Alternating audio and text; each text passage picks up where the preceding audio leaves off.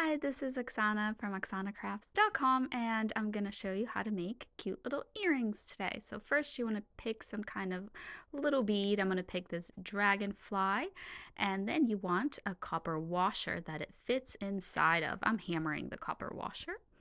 I am now attaching the little bead using some 26 gauge round dead soft copper wire.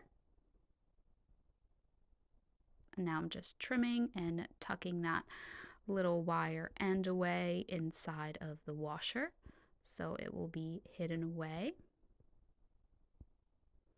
Now I'm using a little piece of 20 gauge round copper dead soft wire to make kind of like a little attachment for the earring hooks to hold on to. So again, I just need to trim the little wire ends here and just tucking those ends away so they are kind of on the very inside edge of that copper washer and hidden away. And all that's left is to attach your earring hooks. And your earrings are complete. Thanks for watching.